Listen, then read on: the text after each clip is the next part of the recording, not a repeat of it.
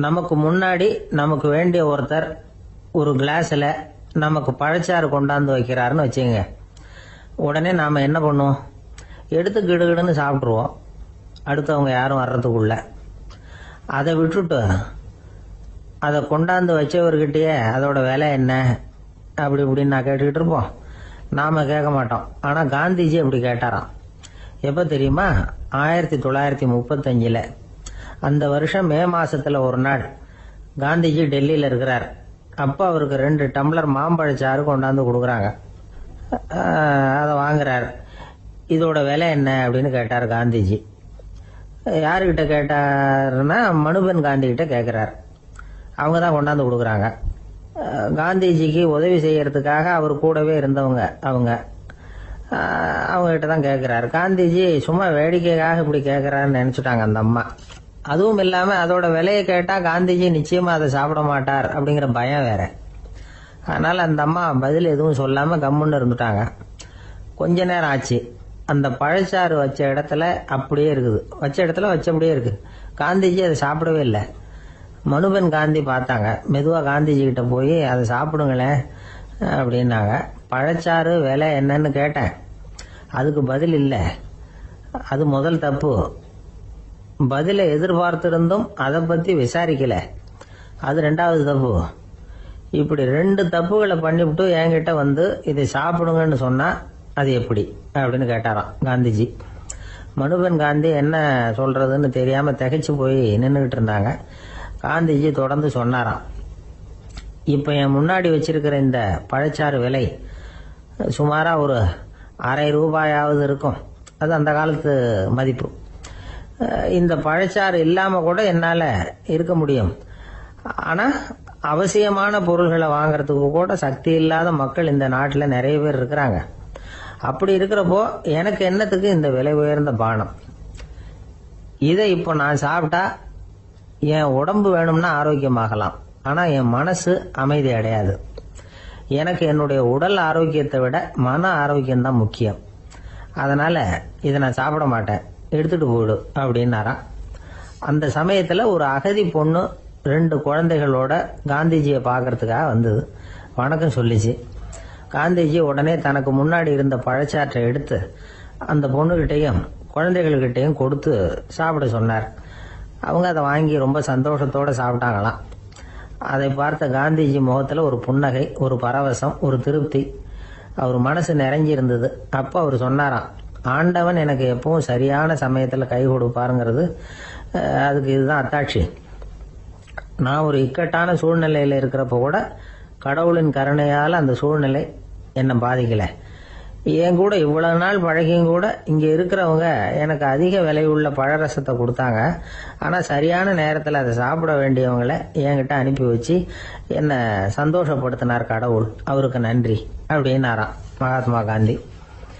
உடல் ஆரோக்கியத்தை விட மன ஆரோக்கியம்தான் எனக்கு முக்கியம்னு சொன்னார் பாருங்க. அதை நாம் எல்லாரும் மனப்பூர்வமாக இன்னைக்கு சிந்திச்சு பார்க்கணும். இந்த காலத்தில் எல்லாரும் அப்படியா நினைக்கிறாங்க? எனக்கு தெரிஞ்ச ஒருத்தர் இருந்தார். தினமும் காலையில் அவர் காபி சாப்பிட உட்கார்ற நேரத்தில் பக்கத்து வீட்டுக்காரர் வந்து சேருவார் கரெக்டாக. உடனே அவரும் தனக்குன்னு வந்திருக்கிற காப்பியை எடுத்து மனப்பூர்வமாக பக்கத்து வீட்டுக்காரர்கிட்ட கொடுத்துருவார். அதுக்கப்புறம் அவருக்காக வேற காப்பி போட்டு கொண்டாந்து கொடுத்தாலும் வேண்டான்னு சொல்லிடுவார். ஆண்டவனா பார்த்து சரியான நேரத்தில் அவரை எங்கள் வீட்டுக்கு தினமும் அனுப்பி வைக்கிறார் அப்படிம்பார். ஏன் அப்படி சொல்கிறீங்க அப்படின்னு கேட்டோம் ஒரு நாள். அதுக்கு அவர் சொல்கிறார், எனக்கு என்னோட உடல் ஆரோக்கியம்தான் முக்கியம். இதை கடவுள் புரிஞ்சுக்கிட்டு எங்கள் வீட்டு காப்பியை சாப்பிட்றதுக்கு தினமும் அடுத்த வீட்டுக்காரனை அனுப்பி வைக்கிறார் அப்படின்னார். ஐயா, என்னுடைய நூல் வெளியீட்டு விழாவுக்கு அவசியம் நீங்கள் வரணும் அப்படின்னு கூப்பிட்டார் ஒருத்தர். எப்போ வரணும்னு கேட்டேன். அடுத்த வாரம்னார். சரி, புத்தகம் தயாராகிட்டுதா அப்படின்னு. நாளைக்கு தான் அச்சிக்க கொடுக்க போறேன்னார். என்னங்க இது, புத்தகம் அச்சிடுறதுக்கு முன்னாடியே அழைப்புதழை வந்து அச்சடிச்சு விட்டீங்களே அப்படின்னு கேட்டேன். அதனால என்னங்க, அந்த காலம் மாதிரி அப்போல்லாம் அச்சுக்கலை வந்து எவ்வளவோ முன்னேறியாச்சுங்க. Linotype, monotype, phototype, laser, இப்படி என்னென்னமோ வந்தாச்சு. இன்னைக்கு கொடுத்தா நாளைக்கே புத்தகம் தயார் அப்படின்னார். இப்படி இந்த அளவுக்கு முன்னேறி இருக்கிற இந்த அச்சுக்கலை ஆரம்பத்தில் எப்படி இருந்தது தெரியுமா? அந்த காலத்தில் காகிதம்னா என்னன்னே தெரியாது. அப்படி ஒன்று கண்டுபிடிக்கப்படவே இல்லைப்போ. அப்பெல்லாம் எதையாவது ஒண்ணு எழுதணும்னா அதுக்கு ஆட்டு தோலை தான் பயன்படுத்தி இருக்கிறாங்க. கண்ணுக்குட்டி தோல் கூட அதுக்கு உபயோகப்பட்டுதான். ஐரோப்பாவில் இருந்த பாதிரியார்கள் தோல்ல எழுதப்பட்ட புத்தகத்தை தயாரிக்கிறதுல ரொம்ப கெட்டிக்காரங்களாம். எகிப்து, அப்புறம் மத்திய தரைக்கடல் ஓரத்துல உள்ள நாடுகள், இங்க எல்லாம் தோல் தான் எழுது பொருளா பயன்பட்டு வந்திருக்குது. ஆனா நம்ம நாட்டுல ஓலைச்சுவடிகளை எழுத்துக்கு பயன்படுத்தி இருக்கிறாங்க. எழுதுறதுக்கு தோலை பயன்படுத்தினவங்க பிறகு பேப்பரைஸ் அப்படிங்கிற கோரை புல்ல அதுக்கு பயன்படுத்தினாங்களாம். இதெல்லாம் அப்படி கொஞ்சம் கொஞ்சமா கண்டுபிடிச்சிட்டு வந்திருக்கிறாங்க. அந்த புல்லை கச்சிதமா நறுக்க வேண்டியது, நல்லா பதப்படுத்த வேண்டியது, அதுக்கப்புறம் அதுல எழுத வேண்டியது, அவ்வளவுதான். பேப்பருங்கிற சொல்லே இந்த பேப்பைரஸ் அப்படிங்கறதுல இருந்து வந்ததுதான். அதுக்கப்புறம் தான் காகிதம் வந்தது. இத முதல்ல சீன நாட்டில தான் கண்டுபிடிச்சாங்க. அது வந்த பிறகு அச்சு எந்திரம் கண்டுபிடிக்க வேண்டிய அவசியம் ஏற்பட்டது. அதை கண்டுபிடிச்சவர் ஜெர்மானிய அறிவியல் அறிஞர் ஜான் கூட்டன்பர்க். அச்சு கலைக்கு அடித்தளம் அமைச்சவர் அவர் தான். ஜெர்மனியில மெயின்ஸ் அப்படிங்கிற ஊர்ல 1399 பிறந்தார். அவரோட மாமன் ஒருத்தர் உலோக வேலையில வல்லவர். அவர்கிட்ட அந்த வேலையை கத்துக்கிட்டார். அதோட வைர கற்களை பட்டை தீட்டுறதுலயும் ரொம்ப தேர்ச்சி பெற்றிருந்தார். இளம் வயசுலயே சும்மா இருக்க மாட்டாராம். எதை செஞ்சாலும் அதை திறமையா செய்வாராம். அவர் தான் முதல்ல மர அச்சு எழுத்துக்களை உருவாக்கினார். அது மேல மை தடவி பிரதிகள் எடுத்தார். அதுக்கப்புறம் உலோக எழுத்துக்கள், முதல்ல காரியம், அப்புறம் இரும்பு, அப்புறம் கலப்பு உலோகம், பிறகு அச்சடிக்கிறதுக்கு எந்திரம் ஒன்னையும் உருவாக்கினார். முதல்ல பைபிள் அச்சடிச்சார். 1468 அவர் இறந்து போனார். 16ஆம் நூற்றாண்டுல மேலை நாடுகள்ல இருந்து மர எழுத்துக்களை கொண்டுகிட்டு தமிழ்நாட்டுல கிறிஸ்தவ நூல்களை அச்சிட்டாங்க. அப்பெல்லாம் அச்சகங்கள் போதிய அளவுக்கு இங்க இல்ல. அதுக்கு என்ன காரணம்னா, இந்தியர்கள் அச்சகங்களை நடத்தக்கூடாது அப்படின்னு சட்டம். 1835 வரைக்கும் அந்த சட்டம் நடைமுறையில இருந்தது. இந்த நிலைமையில அங்கேயும் இங்கேயுமா 1-2 அச்சகங்கள் ஆரம்பமாச்சு. 1713 தரங்கம்பாடியில லூத்தரன் மிஷன் அச்சகம், அதே ஆண்டுல சென்னையில SPCK அச்சகம். இது ரெண்டும் தான் இந்தியாவில முதல்ல தொடங்கப்பட்ட அச்சகங்கள். ஆட்டுத்தோல்லையும் ஓலைச்சுவடியிலையும் எழுதப்பட்ட எழுத்துக்கள் இன்னைக்கு எங்கேயோ போயிட்டுது. ஆனா நம்ம ஊர்ல எழுத்தாளர்கள் நிலைமை தான் ஒன்னும் சொல்லிக்கிறது மாதிரி இல்ல. நம்ம ஆள் ஒருத்தர் சொன்னார், சார், நான் சொந்தத்துல ஒரு அச்சாபீஸ் வச்சிருந்தேன், இப்பவும் வச்சிருக்கிறேன். அதனால என்னுடைய படைப்புகளை புத்தகமா வெளியிடுறதுல எனக்கு ஒன்னும் கஷ்டம் இல்ல. வருஷத்துக்கு ஒரு புத்தகம் எழுதி வெளியிட்டுருவேன். 15 வருஷமா இலக்கிய உலகத்துக்கு இப்படி சேவை செஞ்சுக்கிட்டு வர்றேன். ஆனா இந்த வருஷம்தான் வாசகர்கள் எனக்கு பாராட்டு விழா நடத்தி இருக்கிறாங்க அப்படின்னார். இந்த வருஷம் அப்படி என்ன விசேஷம் அப்படின்னு கேட்டோம். இந்த வருஷம்தான் நான் எந்த புத்தகம் எழுதி வெளியிடாம இருந்தேன், அதுக்காகத்தான் எனக்கு இந்த பாராட்டு விழா அப்படின்னார். ஒரு ராஜா இருந்தார். நாடு பூராவும் நிறைய மரங்களை நட்டு வளர்க்கணுங்கிறது அவரோட ஆசை. தானே அதுக்கு முன்மாதிரியா இருக்கணும்னு நினைச்சார். அரண்மனையை சுத்தி மரங்களை நட்டு வளர்த்தார். இத பார்த்துட்டு ஜனங்களும் அவங்கவுங்க வீட்டை சுத்தி மரக்கன்றுகளை நட்டு வளர்த்தாங்க. கொஞ்ச காலத்துல ஊரு பூரா பசுமையா மாறிச்சு. எல்லாருக்கும் சந்தோஷமா இருந்தது. இது ஒரு பக்கம் இருக்கட்டும். இப்ப நான் சொல்ல போற கதை வேற.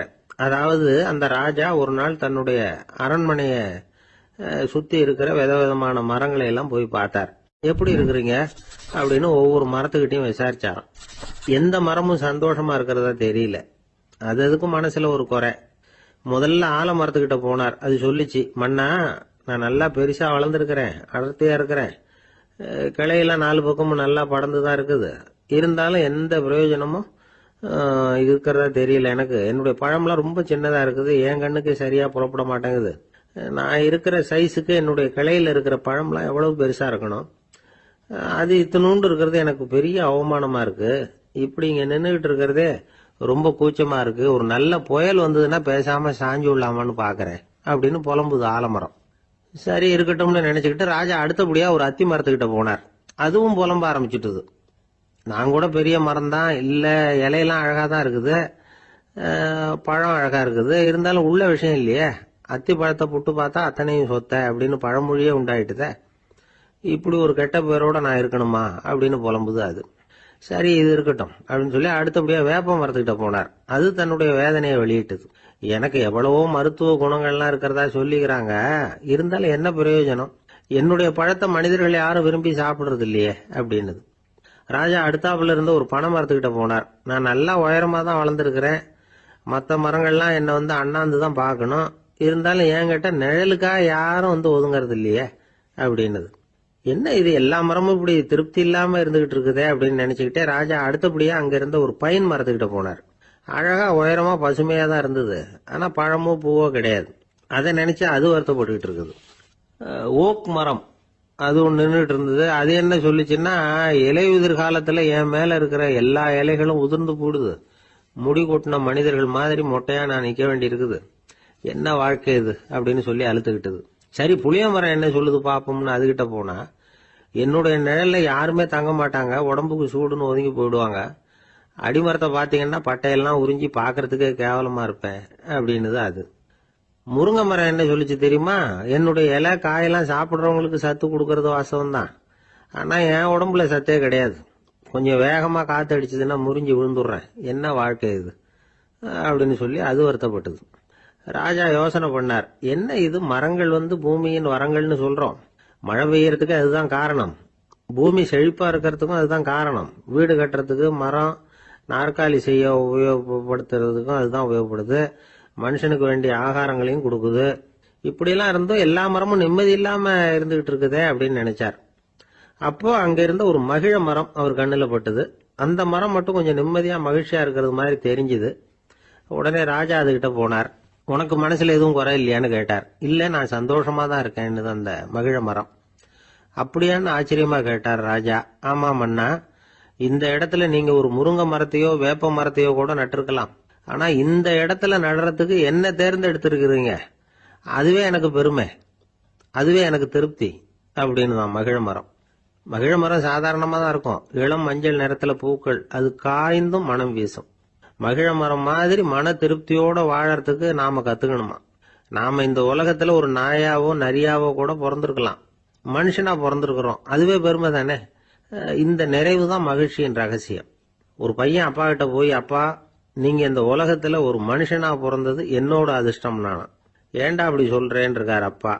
நீங்க ஒரு கரடியா பிறந்திருந்தா இந்நேரம் நானும் ஒரு கரடி குட்டியா தானே இருந்திருப்பேன் அப்படின்னு நானா பையன். இந்த உலகத்துல நாம நல்லபடியா இருக்கணும்னா அதுக்கு முக்கியமா தேவைப்படுறது ரெண்டு, ஒன்னு செல்வம், இன்னொன்னு அறிவு. சரி, இது ரெண்டுல சிறந்தது எது அப்படின்னு ஒரு கேள்வி கேட்டா என்ன பதில் சொல்றது? இதே கேள்விய ஹஸ்ரத் அலி அவர்கள் கிட்ட கேட்டாங்களாம். அவர் ஒரு பெரிய அறிஞர். கேள்வி கேட்டவங்களும் சாதாரண ஆட்கள் இல்லை, இவங்களும் அறிஞர்கள். ஒரு நாள் ஹஸ்ரத் அலி அவர்கள்கிட்ட 10 அறிஞர்கள் வந்தாங்களாம். ஐயா, நாங்க 10 பேரும் உங்ககிட்ட ஒரே கேள்வியை தான் கேட்க வந்திருக்கிறோம், ஆனா எங்க 10 பேருக்கும் நீங்க தனித்தனியா பதில் சொல்ல முடியுமா அப்படின்னு கேட்டிருக்காங்க. அதாவது அவங்க ஒரே கேள்விக்கு இவர்கிட்ட இருந்து 10 விதமான பதில் எதிர்பார்க்கறாங்க. சரி கேளுங்க, என்ன கேள்வி அப்படின்னாரு அவர். அப்பதான் அவங்க கேட்டாங்களாம், செல்வம் அறிவு இது ரெண்டுல சிறந்தது எது, இதுதான் கேள்வி. ஹஸ்ரத் அலி என்ன பண்ணார் தெரியுமா, அவங்கள ஒவ்வொருத்தரா கூப்பிட்டார், ஒவ்வொரு விதமான பதில சொல்லி அனுப்புனார். முதல்ல ஒருத்தரை கூப்பிட்டார், சொன்னார், அறிவுங்கிறது தீர்க்கதரிசிகள், ஞானிகள், மகான்கள் இவங்களோட பரம்பரை சொத்து, ஆனா செல்வம்ங்கிறது கொடுங்கோலரின் ஆயுதம், அதனால அறிவு தான் சிறந்தது அப்படின்னார். 2வது ஆளை கூப்பிட்டார், உங்ககிட்ட செல்வம் இருந்தா நீங்க தான் அதை காப்பாற்றணும், ஆனா அறிவு உங்களை எப்பவும் காப்பாற்றும், ஆகவே அறிவு தான் சிறந்தது அப்படின்னார். 3வது ஆளை கூப்பிட்டார், செல்வந்தனுக்கு எப்போதும் விரோதிகள் அதிகம், ஆனா அறிஞனுக்கு நண்பர்கள் அதிகம், அதனால அறிவு தான் சிறந்ததுன்னார். அடுத்தவரை கூப்பிட்டார், செல்வம் அடுத்தவங்களுக்கு கொடுக்க கொடுக்க குறையும், ஆனா கல்விங்கிறது அதிகரிச்சுக்கிட்டே வரும், கொடுக்கறதுனால குறையாது, அதனால அறிவு தான் சிறந்ததுன்னார். இன்னொருத்தரை கூப்பிட்டார், அறிவுள்ளவன் எப்பவும் அதை அடுத்தவங்களுக்கு வாரி வழங்கிக்கிட்டே இருப்பான், அதனால அவங்ககிட்ட தாராளத்தன்மை இருக்கும், ஆனா செல்வந்தன் கிட்ட கஞ்சத்தனம் தான் இருக்கும், அதனால அறிவு தான் சிறந்ததுன்னார். 6வது நபரை கூப்பிட்டார், செல்வத்தை கள்வர்கள் திருடிட்டு போக முடியும், ஆனா அறிவை அப்படி திருடிட்டு போக முடியாது அப்படின்னார். 7வது நபரை கூப்பிட்டார், செல்வம் கால ஓட்டத்துல அழிஞ்சிரும், ஆனா அறிவை கால ஓட்டம் ஒன்றும் பண்ண முடியாது, ஆகவே அறிவே சிறந்ததுன்னார். 8வது ஆளை கூப்பிட்டு சொன்னார், செல்வத்துக்கு எப்பவும் எல்லை உண்டு, நிறைவு உண்டு, அளவு உண்டு, கணக்கு உண்டு, ஆனா அறிவுக்கு அப்படிப்பட்ட எல்லை எதுவும் கிடையாது, அதனால அதுதான் சிறந்ததுன்னார். அடுத்தவனை கூப்பிட்டார், செல்வம் உள்ளத்துல உள்ள ஒளியை போக்கிவிடும், இருட்டை உண்டாக்கிவிடும், விரிந்த மனப்பான்மையை குறுகலாக்கிவிடும். ஆனா அறிவு அப்படி இல்லை. இருண்ட உள்ளத்துல ஒளியை பாய்ச்சி அதை விசாலப்படுத்துது. அதுதான் சிறந்ததுன்னார். கடைசியா 10வது நபரை கூப்பிட்டார். செல்வம் மனசுல செருக்கை உண்டாக்குது, ஆணவத்தை ஏற்படுத்துது. அதனால நானே கடவுள்னு நினைக்கிற அளவுக்கு மனுஷனை தாழ்த்தி விடுது. ஆனா அறிவு பணிவையும் பண்பாட்டையும் வளர்க்குது. அதனால அறிவு தான் சிறந்ததுன்னார். ஆக இப்படி 10 பேருக்கும் 10 விதமா பதில் சொன்னது மூலமா ஹஸ்ரத் அலி அவர்கள் அறிவு தான் செல்வத்தை விட சிறந்தது அப்படிங்கறதுக்கு 10 காரணங்களை சுட்டி காட்டியிருக்கார். அந்த அறிஞர் 10 பேர் கேட்ட ஒரே கேள்விக்கு 10 பதில் சொன்னார். நமக்கு வேண்டிய ஒருத்தர் 10 பேர் கேட்ட கேள்விக்கு ஒரே பதில் சொல்லி சமாளிச்சார். கேள்வி என்ன தெரியுமா? என்கிட்ட வாங்கின கடனை எப்பயா திருப்பி கொடுக்க போற? இதுதான் அந்த 10 பேரும் கேட்ட ஒரே கேள்வி. இந்த மாசம் 26ஆம் தேதி தந்துடுறேன் அப்படிங்கிற ஒரே பதில் சொல்லி அவ்வளவு பேரையும் இவர் அனுப்பி வச்சுட்டாராம். எல்லாரும் போனதுக்கு அப்புறம் இவரை தனியா கூப்பிட்டு கேட்டிருக்கிறாங்க. அது என்ன சார் கணக்கு, 26ஆம் தேதி அன்னைக்கு என்ன அதிசயம் நடக்க போகுது அப்படின்னு கேட்டிருக்காங்க. அதிசயம் அன்னைக்கு இல்ல, அதுக்கு முத நாளே நடக்க போகுதுன்னாராம். விவரமா சொல்லுங்கன்னு இருக்காங்க. வேற ஒண்ணும் இல்லைங்க, 26ஆம் தேதி தானே எல்லாரையும் வர சொல்லி இருக்கிறேன், அதுக்கு முத நாளே நான் புறப்பட்டு தலைமறைவாயிட போறேன் அப்படின்னாராம் ரொம்ப பெருமையா. ஒரு பெரிய காடு, அந்த காட்டுக்கு மத்தியில ஒரு ஆசிரமம். அங்க ஒரு முனிவர் இருந்தார். பல இடங்கள்ல இருந்து வர்ற குழந்தைகளுக்கு அவர் பாடம் சொல்லி கொடுத்துட்டு இருக்கிறார். ஏழை பணக்காரர் அப்படிங்கிற வித்தியாசம்லாம் கிடையாதுங்க. எல்லாரும் அவர்கிட்ட தங்கள் பிள்ளைகளை அனுப்பி வச்சாங்க. மன்னர்களுடைய பிள்ளைங்க கூட அங்க அவர்கிட்ட தான் படிக்கிறதுக்கு வருவாங்க. ஆனா அந்த முனிவரை பொறுத்த வரைக்கும் எல்லா பிள்ளைங்களும் ஒண்ணுதான். இது யார் வீட்டு பிள்ளைன்னு எல்லாம் பார்க்க மாட்டார், எல்லாரும் சமம். மாணவர்கள்லாம் அங்கேயே மாச கணக்குல வருஷ கணக்குல தங்கி இருந்து பாடம் கத்துக்கிட்டு போறது வழக்கம். அவரா பார்த்து போன்னு சொல்ற வரைக்கும் அங்கேயே இருக்கணும், படிக்கணும். குருகுல வாசம். ஒரு சமயம் ஒரு ராஜகுமாரனும் அவர்கிட்ட படிச்சுக்கிட்டு இருந்தான். அவனுக்கு ஒரு 15 வயசு இருக்கும். சில வருஷம் கழிச்சு இந்த முனிவர் தன்கிட்ட இருக்கிற மாணவர்களுக்கெல்லாம் பரீட்சை வச்சார். அவங்களுடைய அறிவு முதிர்ச்சியை கணிக்கிறதுக்காக பல சோதனைகள்லாம் வச்சார். ஒவ்வொருத்தரா பார்த்து இனிமே நீங்க உங்க வீட்டுக்கு போகலாம் அப்படின்னு சொல்லி அனுப்பி வச்சுக்கிட்டு இருக்கிறார். எல்லாரும் போயிட்டாங்க. கடைசியா மிஞ்சி இருந்தது ஒரே ஒரு மாணவன். அவனை மட்டும் வீட்டுக்கு அனுப்பல. யார் அந்த பையன் தெரியுமா? அவன்தான் அந்த ராஜகுமாரன். ராஜகுமாரனுடைய தந்தைக்கு, அதுதான் அந்த ராஜாவுக்கு, அங்க வயசு ஏறிக்கிட்டே போகுது. என்ன இது, படிக்க போன பையன் இன்னும் திரும்பி வரலையே அப்படின்னு நினைச்சார். வந்துட்டா சீக்கிரமா அவனுக்கு பட்டம் கட்டிவிட்டு நாம விலகிக்கலாமே அப்படின்னு நினைச்சாரு. கல்யாணம் வேற பண்ணி பார்க்கணும் பையனுக்கு. ஆனா பையன் வர்ற வழியை காணும். ராஜா பார்த்தார். சரி நேர்லயே போய் என்னன்னு தெரிஞ்சிட்டு வந்துருவோம் அப்படின்னு காட்டுக்கு புறப்பட்டார். அங்க போய் முனிவரை பார்த்தார். முனிவர் இவரை அன்பா வரவேற்று உட்கார வச்சார். அதுக்கப்புறம் ராஜா மெதுவா, எல்லாரையும் வீட்டுக்கு அனுப்பி வச்சுட்டீங்களாமே, ஏன் புள்ளைய மட்டும் அப்படின்னு சொல்லி மெதுவா இழுத்தார். முனிவர் இதுக்கு உடனே பதில் சொல்லல. ராஜாவை கூப்பிட்டுட்டு போய் விருந்தினர் குடிசையில தங்க வச்சார். அதுக்கப்புறம் சொன்னார், உங்க மகன் எல்லா பாடங்கள்லயும் முதல் இடம் வாங்கியிருக்கான். இப்படி முதலாவதா வர்ற மாணவனுக்கு நாங்க இன்னொரு தேர்வு வைக்கிறது வழக்கம். அதுலயும் அவன் முதலாவதா வந்துட்டான்னா அவன் ஒரு பெரிய வித்வான் அப்படிங்கிற கௌரவத்தை அடைஞ்சிருவான் அப்படின்னார். அதாவது முனிவர் அப்படி சொல்றார். அப்படி சொல்லிவிட்டு போயிட்டார் அவரு. ராஜா அங்கேயே தங்கிட்டார். ராத்திரி படுத்து தூங்கினார். காலையில எழுந்திருச்சு அந்த குடிசைக்கு வெளியில வந்தார் பல்லு விளக்கறதுக்காக. அந்த சமயத்துல தூரத்துல ஒருத்தன் ஒரு கையில கோடாலிய வச்சுக்கிட்டு தலையில ஒரு பெரிய விறகு கட்டை சுமந்துக்கிட்டு வந்துகிட்டு இருக்கிறது மாதிரி தெரிஞ்சது. யாராவது விறகு வெட்டியா இருக்கும் அப்படின்னு நினைச்சார் ராஜா. கிட்ட வந்ததும் உத்து பாக்குறாரு. பார்த்தா அது தன்னோட புள்ள. திகைச்சு போயிட்டார். என்ன இது, ஒரு ராஜகுமாரனை கூட இது மாதிரி வேலையெல்லாம் செய்ய சொல்றாங்களே அப்படின்னு நினைச்சார். ராஜகுமாரன் விறகு கட்டை கொண்டுகிட்டு போய் கொல்லை பக்கம் வச்சான். அந்த சமயம் முனிவர் அங்க வந்தார். என்ன மகனே, விறகு வெட்டிட்டு வந்துட்டியா? சரி, இப்போ ஒரு துடைப்பத்தை எடுத்துக்கோ, விருந்தினர் குடிசையின் வாசல் பக்கத்தை கூட்டி பெருக்கி சுத்தம் பண்ணு போ அப்படின்னார். அப்படியே செய்யறேன் குருவே அப்படின்னு சொல்லிவிட்டு போனான். சுத்தம் பண்ண ஆரம்பிச்சுட்டான். ராஜா பார்த்தார் இத. உடனே ஓடியாந்தார். மகனே, என்ன காரியம் பண்ற? துடப்பத்தை கீழே போடுனார். இப்ப அந்த ராஜகுமாரன் சொல்றான், தந்தையே, இது என்னுடைய குருதேவரோட உத்தரவு. இங்க நான் ஒரு மாணவன். இங்க அரசனும் ஒண்ணுதான், ஆண்டியும் ஒண்ணுதான். குருதேவர் சொல்றத மறுக்காம செய்யறது தான் எங்க கடமை அப்படின்னா. இந்த சமயம் முனிவர் அங்க வந்தார். இவனை முதுகுல தட்டி கொடுத்தார். அப்புறம் ராஜா கிட்ட சொன்னார், அரசே, உங்க புள்ள எங்க கடைசி தேர்வுலையும் வெற்றி பெற்றுட்டான். பணிவுதான் மாணவர்களின் மிக உயர்ந்த குணம். குருநாதர் சொல்றது மனசுக்கு பிடிக்கலன்னா கூட மறுக்காம செய்யணும். அப்படி செய்யறதுனால எதை செய்யலாம், எதை செய்யக்கூடாது அப்படிங்கிற விவேகம் அவங்களுக்கு வந்துடும். செய்யக்கூடாதத கூட பெரியவங்க சொல்லிவிட்டா செஞ்சுதான் ஆகணும் அப்படிங்கிற பணிவு அவங்களுக்கு வந்துடும். இந்த குணம் வந்துட்டுதுன்னா அவங்க எத்தனை கடினமான வேலையா இருந்தா கூட ரொம்ப சுலபமா செஞ்சு முடிச்சிருவாங்க. தூக்கத்திலேயும் அப்புறம் துக்கத்திலேயும் தோண்டு போட மாட்டாங்க.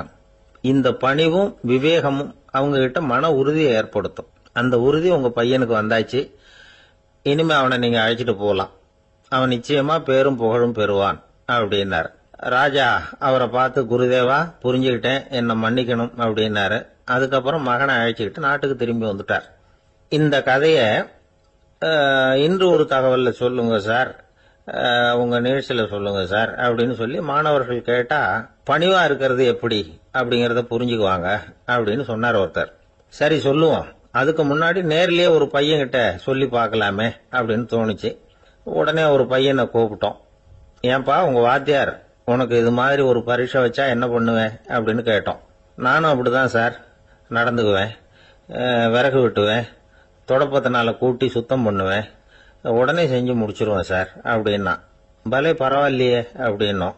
ஆமா சார், அப்படி செஞ்சாதானே வீட்டுக்கு அனுப்புவார், இல்லைன்னா இன்னொரு வருஷம் இங்கே இருந்து படின்னு சொல்லி விடுவாரு, அதனால அப்படி செய்வேன் அப்படிங்கிறான் அந்த பையன். காலை நேரம், கடற்கரை ஓரம், காலை வீசிக்கிட்டு கையை வீசிக்கிட்டு ஏதோ சண்டைக்கு போற சிப்பாய் மாதிரி எல்லாரும் நடந்து போயிட்டு இருக்கிறாங்க. நடைப்பயிற்சி. அதுல நமக்கு தெரிஞ்ச ஒருத்தர் எதிரில் வந்தார் ரொம்ப வேகமா. என்ன சார் வாக்கிங்க அப்படின்னு கேட்டோம். அவரால் ஆமாம்னு பதில் சொல்ல முடியல, அவ்வளவு கஷ்டம். மூச்சு விடுறதுக்கே வாயை திறந்து திறந்து மூடிட்டு இருக்கிறார். எங்க பேசுறது? கொஞ்சம் நின்று நிதானிச்சு மூச்சு விட்டுட்டு அதுக்கப்புறம் சொன்னார் ஆமா அப்படின்னு. என்ன சார் இவ்வளவு வேகம்னு? உங்க பேச்ச கேட்டுட்டு தான் சார் நடக்க ஆரம்பிச்சோம். நீங்க தான் அடிக்கடி சொல்லிட்டு இருந்தீங்க நடக்கிறது நல்லதுன்னு. அன்னையிலேருந்து ஆரம்பிச்சுட்டேன், ஆனால் ரொம்ப கஷ்டமா இருக்குது சார். இப்ப பாருங்க, உங்ககிட்ட சுலபமா பேசக்கூட முடியல, மூச்சு வாங்குது, உடம்பு கூட வலிக்கிறது மாதிரி இருக்கு அப்படின்னு அவர் பாட்டுக்கு பேச ஆரம்பிச்சுட்டார். உங்களை யாரு சார் இவ்வளவு வேகமா நடக்க சொன்னது? வேகத்தை குறைங்க, மெதுவா நடங்க அப்படின்னோம். நீங்க நடக்கிறதுனால என்னென்ன சௌகரியம்னு அன்னைக்கு சொன்னீங்களே தவிர சௌகரியமா நடக்கிறது எப்படின்னு சொல்லலையே அப்படின்னாரு அவர். இன்னமும் லேசா மூச்சு வாங்கிட்டே சொன்னா கூட இவர் சொல்றதுலயும் ஒரு நியாயம் இருக்கு. அதனால இந்த நடைப்பயிற்சி பண்றவங்க கவனிக்க வேண்டிய சில முக்கியமான குறிப்புகள் இருக்கு. அது என்னென்னங்கிறத அவங்க தெரிஞ்சுக்கணும். அது தெரிஞ்சு வச்சுக்கிறது நல்லது. இதெல்லாம் மருத்துவ நிபுணர்கள் சொல்ற குறிப்புகள். அவங்க என்ன சொல்றாங்க தெரியுமா? உங்க வயசு 40க்கு மேலையா? உங்க எடை இருக்க வேண்டியதை விட 10 கிலோ அதிகமா இருக்குதா? நீங்க புகை பிடிக்கிறவரா? இதய நோய், ரத்த நாள நோய், உயர் ரத்த அழுத்தம் இப்படி ஏதாவது உங்களுக்கு உண்டா? அப்படின்னா நீங்க உங்க இஷ்டத்துக்கு வரிஞ்சு கட்டிக்கிட்டு நடைப்பயிற்சி பண்ண ஆரம்பிச்சிடாதீங்க. முதல்ல ஒரு மருத்துவ பரிசோதனை பண்ணிக்கோங்க, அதுதான் நல்லது அப்படின்னு அவங்க சொல்றாங்க. நடக்கிறப்போ, உடற்பயிற்சி செய்யறப்போ மார்பு பகுதியில அல்லது வேற எங்கேயாவது தொடர்ந்து வலி இருந்ததுன்னா பயிற்சியை நிறுத்தி விட்டு டாக்டரை போய் பார்க்கணும். நடைப்பயிற்சி பண்றப்போ உங்க சக்திக்கு தகுந்த மாதிரி மெதுவா அதிக கஷ்டம் இல்லாம முன்னேறலாம். அங்க என்ன போட்டியா வைக்கிறாங்க? முந்திக்கிட்டு போய் என்ன பண்ண போறோம்? பரிசா வாங்க போறோம். அதனால நிதானம் அவசியம் அப்படிங்கறது அவங்க ஆலோசனை. தொந்தரவு கொடுக்காத ஷூ, ட்ரெஸ் இதுகளை உபயோகப்படுத்துங்க. பாதத்துல ஆடு தசை இருக்குல்ல, அங்க ஏதாவது பிரச்சனை இருந்ததுன்னா டாக்டரை பாருங்க. அந்த பாதத்துல வலி வரும் அந்த இடத்துல. வெயில் காலமா இருந்தா தலைக்கு தொப்பி வச்சுக்கோங்க. பனியில நடந்தாலும் அப்படித்தான், தலையை பத்திரமா பாத்துக்குங்க. நம்ம கிட்ட ஏதோ கொஞ்சம் உருப்படியா தெரியறது அதுதானே. உடற்பயிற்சிக்கு முன்னாடி பின்னாடி பயிற்சி செய்யறப்போ நிறைய தண்ணி குடிக்கலாமா. முதல் 1 மாசத்துக்கு கொஞ்சம் தளர்த்தியா சாவகாசமா நடக்கலாம். மணிக்கு 3 அல்லது 4 கிலோமீட்டர் வேகம்னு வச்சுங்களேன். அதுக்கப்புறம் வேகத்தை அதிகப்படுத்தலாம். மணிக்கு 6 அல்லது 8 கிலோமீட்டர் அளவுக்கு நடக்கலாம். நல்லா கையை வீசிக்கிட்டு நடக்கணும். மூச்சு விடுற எண்ணிக்கை அதிகரிக்கணும். இது மாதிரி ஒரு 30 நிமிஷம் நடக்கலாம். தனியா நடந்து போறதுக்கு உங்களுக்கு என்னமோ மாதிரி இருக்குதா? கூட யாரையாவது சேர்த்துக்குங்க, ஒரு குரூப்பா சேர்ந்து போகலாம். நடக்கிறதுங்கிறத ஒரு சந்தோஷமான சமாச்சாரமா ஆக்கிக்கணும். தினம் இப்படி நடக்க வேண்டி இருக்குதே அப்படின்னு புலம்பிக்கிட்டே போகக்கூடாது. சில பேர் நடக்கிறப்போ கடந்த காலத்தை அசை போட்டுக்கிட்டே போவாங்க, சில பேர் வருங்காலத்தை அசை போட்டுக்கிட்டே போவாங்க, சில பேர் முக்கியமான திட்டம்லாம் இப்படி நடக்கிறப்பதான் தீர்மானம் பண்ணுவாங்க. நடக்கிறதுனால மன இறுக்கம் குறையுது, பரபரப்பு குறையுது, மன ஆற்றல் பெருகுது, தன்னம்பிக்கை வளருது, முதுமை தள்ளி போகுது, செயல்திறன் அதிகரிக்குது. இதை தவிர உடம்புக்கும் பல விதமான சௌகரியங்கள் ஏற்படுது. அதனால இதுவரைக்கும் நடக்க ஆரம்பிக்காதவங்க இனிமே இந்த குறிப்புகளை கவனத்தில் வச்சுக்கிட்டு நடக்க ஆரம்பிச்சுடலாம். சார்லஸ் லேம்ப் அப்படின்னு ஆங்கில இலக்கிய மேதை ஒருத்தர், அவர் ஒரு தரம் உடம்பு சரியில்லைன்னு டாக்டர் கிட்ட போனாராம். டாக்டர் அவரை பார்த்துட்டு, நீங்க தினமும் காலையில வெறும் வயத்துல நடக்கணும் அப்படின்னாராம். வெறும் வயத்துல நடக்கிறதுக்கு நான் தயார், ஆனா வயிறு கிடைக்கணுமே சார், யார் வயத்து மேல நடக்கிறது டாக்டர் அப்படின்னு கேட்டாராம் இவர். ஒரு நண்பர் யாருக்கோ போன் பண்ணிட்டு இருந்தார். அவர் பேசி முடிச்சதும் நான் அவரை பார்த்து, இப்போ போன் பண்ணீங்களே அந்த போன் நம்பர் என்ன அப்படின்னு கேட்டேன். அவரு தலையை சொரிஞ்சுக்கிட்டார், ஞாபகம் வரலன்னார். சரி சார் அதை விடுங்க, உங்க மனைவி பேர் என்ன அப்படின்னு கேட்டேன். மாலதின்னார். என்ன சார் இது வேடிக்கை, கொஞ்ச நேரத்துக்கு முன்னாடி பேசின போன் நம்பர் மறந்து போச்சு, எப்போ கல்யாணம் பண்ணிக்கிட்ட மனைவி பேர் மறக்கல, அதை கரெக்டா சொல்லிவிட்டீங்களே அப்படின்னு கேட்டேன். அவரு என்ன ஒரு மாதிரியா பார்த்தார். அவரு அப்படி என்ன பார்த்ததுல ஒன்றும் தப்பு இல்லை, ஏன்னா நாம எல்லாருமே அப்படித்தானே. ஒரு குறிப்பிட்ட காரியத்துக்காக தொலைபேசியில ஒருத்தட்ட பேசுறோம், அதுக்கப்புறம் அந்த எண் நமக்கு அனாவசியம், அதனால மறந்துடுறோம். இதுக்கு பேர் தான் தற்காலிக ஞாபகம். ஆனா மனைவி பேரை மறந்துட முடியுமா? முடியாது. அது அவசியமான ஒண்ணு. அடிக்கடி அந்த பேரை உபயோகப்படுத்துறோம், அதனாலேயும் அது முக்கியங்கிறதுனாலேயும் அதை மறக்கிறது இல்லை. இதுக்கு பேரு நிரந்தர ஞாபகம். சரி, இந்த தற்காலிக ஞாபகம், நிரந்தர ஞாபகம், இது ரெண்டு ஞாபக அளவுகளையும் கட்டுப்படுத்துறது எது அப்படின்னா மூளைக்குள்ள நடக்கிற மின்சார நடவடிக்கைகள் தான். தற்காலிக ஞாபகம் ஒரு மின்னல் மாதிரி தோன்றி மறையுது, நிரந்தர ஞாபகம் ஒரு படிவம் போல மூளையில படிஞ்சுடுது. ஒரு சம்பவத்தின் பல பிரதிகள் மூளையில பல்வேறு பகுதிகளிலேயும் படியறதுனால ஒன்னு மறைஞ்சாலும் மறந்தாலும் இன்னொன்னு மறையறதில்ல. இப்படிப்பட்ட நிலைமையில தான் இந்த தொண்டையில இருக்கு, வாயில வரமாட்டேங்குது சார் அப்படிமா. ஒருத்தருக்கு எந்த துறையில ஆர்வமும் ஈடுபாடும் அதிகமோ அது சம்பந்தமான ஞாபக சக்தி அதிகமா இருக்கும். தொழிலை விரும்புகிற ஒரு டெலிபோன் ஆபரேட்டருக்கு எண்கள்லாம் நல்ல ஞாபகம் இருக்கும். அது மாதிரி கவிஞர்களுக்கு வார்த்தைகள் நல்ல ஞாபகத்தில் இருக்கும். இது ஒரு பக்கம் இருந்தாலும் ஒரு மூளை எண்களை விட எழுத்துக்களை விட படங்களை ரொம்ப சுலபமா ஞாபகத்துல வச்சுக்குது. புரிஞ்சுக்கிற தன்மை, அனுபவம், புத்தி கூர்மை இது கூடி குறையறத பொறுத்து ஞாபக சக்தியும் ஏறும் இறங்கும். இப்ப உதாரணத்துக்கு ஒரு பையனுக்கு படிச்சது எதுவும் ஞாபகத்துல இல்லைன்னா அவன் அதை சரியா புரிஞ்சுக்கலன்னு அர்த்தம். இந்த மறதிங்கிறது எந்த சமயத்துல ஒரு பிரச்சனை ஆகுது தெரியுமா? உங்களுக்கு வேண்டியப்பட்ட ஒருத்தரை ஞாயிற்றுக்கிழமை சாயந்தரம் சரியா 5 மணிக்கு கடற்கரைக்கு வர சொல்லிவிட்டு அந்த நேரத்தை மறந்துட்டா அது பரவாயில்ல, வர சொன்னதையே மறந்துட்டாதான் நிலைமை மோசம்னு அர்த்தம். இப்படி இருந்தா இது சிகிச்சை எடுத்துக்க வேண்டிய நிலைமைங்கிறத புரிஞ்சுக்கணும். ஆமா, இதுக்கும் மருந்து இருக்கு. ஆனா மூளை குறிப்பிட்ட அளவுக்கு கீழே இயங்குறப்போ இன்னொன்னு சொல்லுவாங்க, இந்த நியூரோ டிரான்ஸ்மிட்டர் அப்படின்னு சொல்லுவாங்க. அப்படிங்கிற மூளை ரசாயனம் ரொம்பவும் குறைஞ்சி போறப்போ மட்டும்தான் உபயோகப்படும். டாக்டர் என்ன சொல்றாங்க தெரியுமா? மூளையை பொறுத்த வரைக்கும் அதுல ஞாபக சக்தி அதிகமா உள்ள மூளை, மறதி உள்ள மூளை அப்படின்னு ஒண்ணும் கிடையாது அப்படிங்கிறாங்க. நினைவு வச்சுக்கிறதுக்கு பயிற்சி அளிக்கப்பட்ட மூளை, பயிற்சியற்ற மூளை அப்படின்னு வேணும்னா சொல்லலாம் அப்படின்னு சொல்றாங்க. அதனால நம்ம ஞாபக சக்திங்கிறது நம்ம கிட்ட இருக்கிற பயிற்சி, முயற்சி இதை பொறுத்து தான் அமையும். ஒருத்தர் ஒரு பென்சிலை எங்கேயோ வச்சுக்கிட்டு தேடிக்கிட்டு இருந்தார். அப்புறம் என்னமோ தீவிரமா யோசனை பண்ணி அதை ஞாபகப்படுத்தி பார்த்துக்கிட்டு இருந்தாராம். எதிரில் உட்கார்ந்து இருந்தவர் சொன்னார், பென்சிலை தானே தேடிட்டு இருக்கீங்க, அது உங்க வலது காதுல இருக்குது சார் அப்படின்னாராம் அவரு. இதுக்கு அவரு சொல்லியிருக்காரு, பென்சிலை வலது காதுல தான் வச்சிருக்கேங்கிறது எனக்கு நல்லா ஞாபகம் இருக்கு, ஆனா எது வலது காதுங்கிறது தான் மறந்து போச்சு அப்படின்னாராம். அவர் அதை தான் யோசிச்சுட்டு இருந்திருக்கிறார்.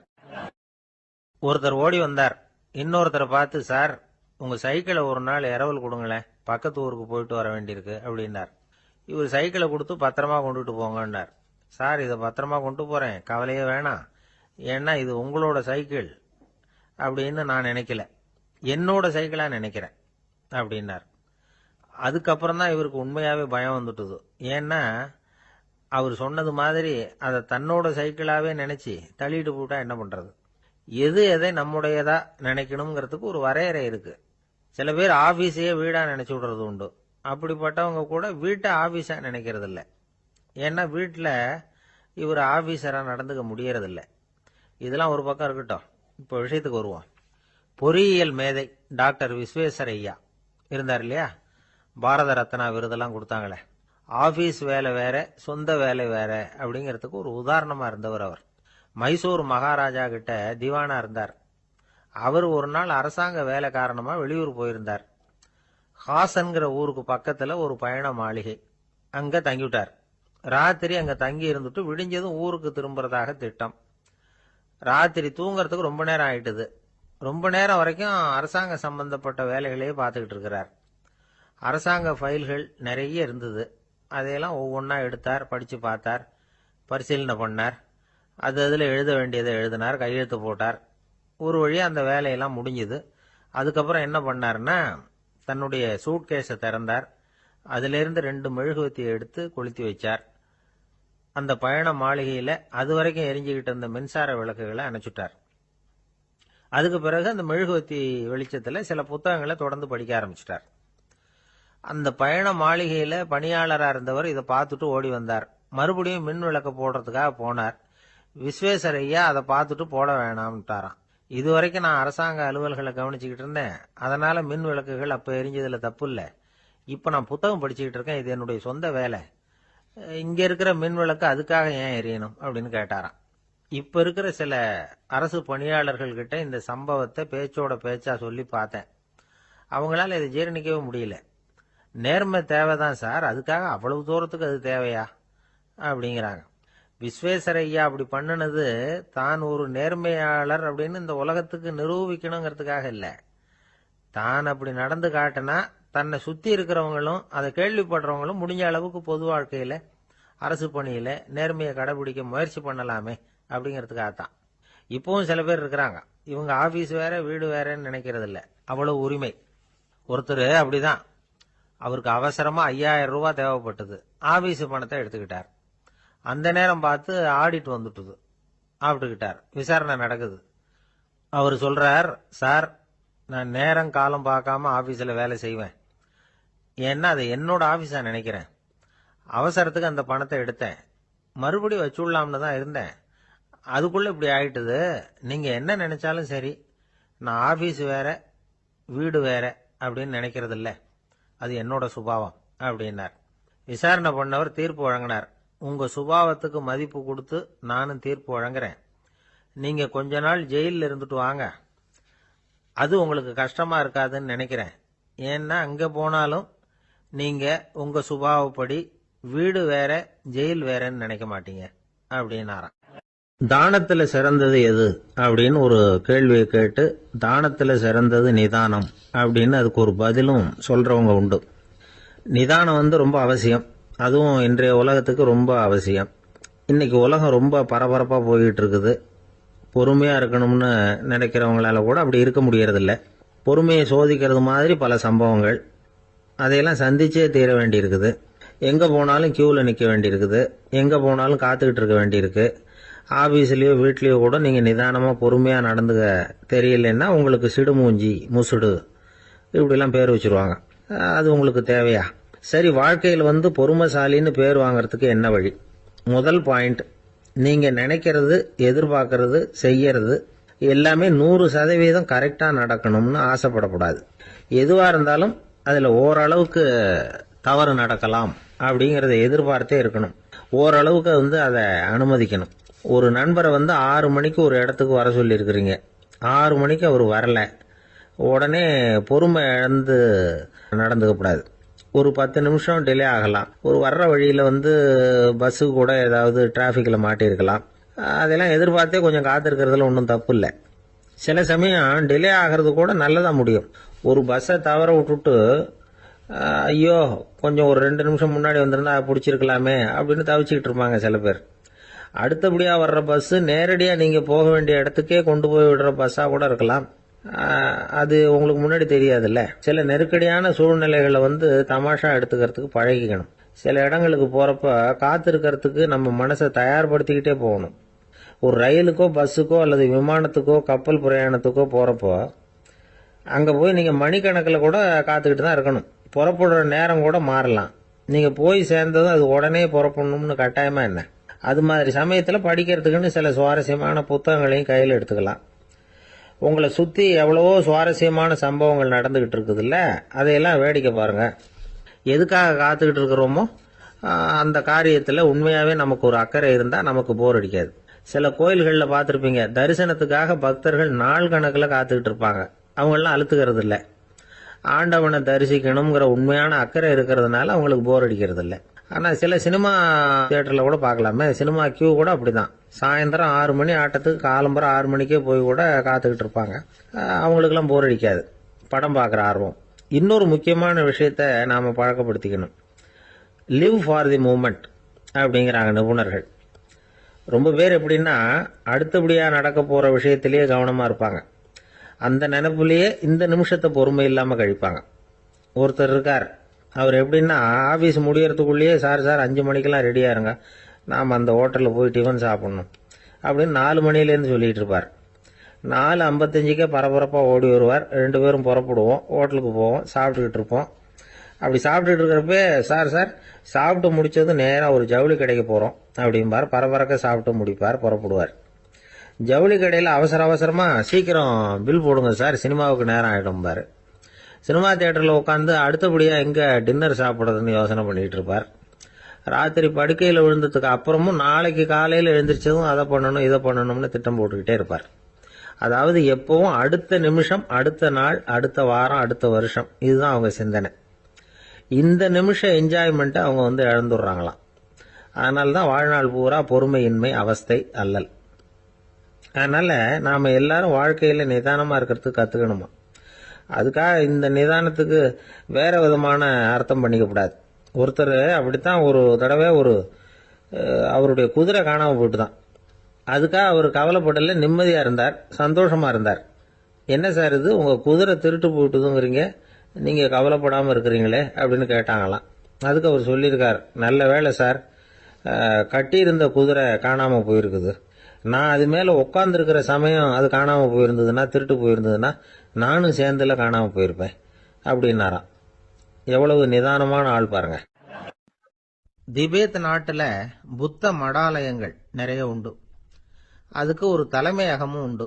அது இந்த திபேத் தலைநகரம் லாசாவில் இருக்குது. ரொம்ப காலத்துக்கு அப்பால் அதை பற்றியெல்லாம் நிறைய விவரங்கள் எழுதி வச்சிருக்கிறாங்க. அது இப்போவும் நமக்கு கிடைக்குது. அதாவது ரொம்ப தூரத்துக்கு அந்தாண்ட மலைகளுக்கு நடுவில் ஒரு கிளை மடாலயம். அந்த மடத்தின் தலைவருக்கு வயசாயிட்டு தான். அதனால் தலைமை பொறுப்பை வேற ஒருத்தர்கிட்ட ஒப்படைக்கலாம் அப்படின்னு முடிவு பண்ணாராம். உடனே ஒரு லாமாவை கூப்பிட்டார். அவர் மூலமாக தலைமை மடாலயத்துக்கு செய்தி அனுப்புனார், பொருத்தமான வாரிசு ஒருத்தரை அனுப்பி வைக்கும்படியாக. அந்த வாலிப லாமா புறப்பட்டார். காடு மேடெல்லாம் நடந்து போறார். ரொம்ப நாள் கழிச்சு தலைமை பீடத்தை அடைஞ்சார். தலைமை குரு கிட்ட விவரத்தை சொன்னார். தகுதியான ஒருத்தரை அனுப்பி வச்சா அழைச்சிட்டு போறேன் அப்படின்னார். சரி, நாளைக்கு காலையில் நீங்கள் அவங்க எல்லாரையும் அழைச்சிட்டு போகலாம்னார் அவர். அவங்க எல்லாரையுமா? அங்கே தேவைப்படுறது ஒருத்தர் தானே அப்படின்னார் இவர். ஆமான்னார். அப்புறம் ஏன் எல்லாரையும் அழைச்சிட்டு போக சொல்கிறீங்கன்னார். அது இப்போ உனக்கு புரியாது. நான் ஒரு 100 பிக்குகளை அனுப்புகிறேன், அதாவது பிட்சுகளை. அவ்வளவு பேரையும் அங்கே வச்சு சமாளிக்க முடியாது அப்படின்னாரு இவர். இருந்தாலும் இப்போ அந்த தலைமை குரு என்ன சொன்னார்னா, அதை பற்றி கவலைப்படாத, நான் 100 பேரை அனுப்புகிறேன். அதில் 99 பேர் வழியிலேயே காணாமல் போடுவாங்க, ஒருத்தன் மட்டும்தான் வருவான். அவனும் அங்கே சேர்ந்துட்டான்னா நீ ரொம்ப கொடுத்து வச்சவன் அப்படின்னார். இவருக்கு ஒன்றும் புரியல. இருந்தாலும் மறுநாள் அந்த வாலிப லாமா 100 பேரை அழைச்சிட்டு புறப்பட்டார். போகிற வழியிலேயே பல பேர் அங்கங்கே பிச்சுக்கிட்டு போயிட்டாங்க. அவர் சொன்னது மாதிரியே. வழியில் அவங்க ஊர்கள் இருந்தது தான் காரணம். அப்பா அம்மாவை பார்த்துட்டு வரேன் அப்படின்னு கொஞ்சம் பேர் போனாங்க. சொந்த பந்தத்தை பார்த்துட்டு வரேன் அப்படின்னு கொஞ்சம் பேர். ஒரு வாரம் ஆச்சு. இப்போ மிஞ்சினது 10 பேர் தான். வழியில் ஒரு நகரம். அங்கே சில பிட்சுக்கள் சந்திச்சாங்க. எங்கள் மடத்து தலைவர் இறந்துட்டார், உங்களில் யாராவது ஒருத்தர் எங்களுக்கு தலைவராக முடியுமா அப்படின்னு கேட்டாங்க. 10 பேரும் தயார். அதில் ஒருத்தரை அழைச்சிட்டு அவங்க போயிட்டாங்க. இன்னொரு ஊரில் சில பேர் வந்தாங்க, வழி மறிச்சாங்க. நில்லுங்க, எங்கள் மன்னர் மகளுக்கு திருமணம், அதை நடத்தி வைக்க 3 லாமாக்கள் தேவை அப்படின்னாங்க. இப்படி கொஞ்சம் கொஞ்சமா எல்லாரும் காலி. கடைசியில 2 பேரும் மிஞ்சினாங்க. அங்க ஒரு இளம்பெண் எதிரில் வந்தா. எங்க அப்பா வேட்டைக்கு போயிருக்கிறாரு, இன்னும் திரும்பி வரல. வீட்டில் வேற யாரும் இல்லை, தனியா இருக்க பயமா இருக்கு, யாராவது ஒருத்தர் எனக்கு துணையா இருக்கணும் அப்படின்னு கேட்டுக்கிட்டா. எங்க 2 பேர்ல நீயே ஒருத்தரை தேர்ந்தெடுத்துக்கோ, இல்லைன்னா எங்களுக்குள்ள சண்டை வந்துடும் அப்படின்னாங்க. இப்ப மிஞ்சினவர் ஒருத்தர். அவருக்கும் ஒரு சோதனை வந்தது. ஒரு தர்க்கவாதி எதிரில் வந்தான். உன்னோட வாதம் பண்ணணும்னா. இவனோட வாதம் பண்றேன், அது முடிய ரொம்ப காலம் ஆகலாம். தர்க்கத்துல நான் ஜெயிச்சா அங்க வரேன், இல்லைன்னா இவருடைய சீடனை ஆயிடுவேன் அப்படின்னார் அவர். கடைசியா அழைக்க வந்த வாலிபலாமா மட்டும் வெறும் கையோட திரும்பி போனார். அங்க இருந்த வயசான மடாதிபதி கேட்டார், எத்தனை பேர் அங்கிருந்து புறப்பட்டீங்கன்னார். என்னையும் சேர்த்து 101ன்னார் அவரு. நல்லது, நீயாவது திரும்பி வந்திய, அதுதான் எனக்கு போதும். ஏன்னா நீ தான் எனக்கு உண்மையான வாரிசு.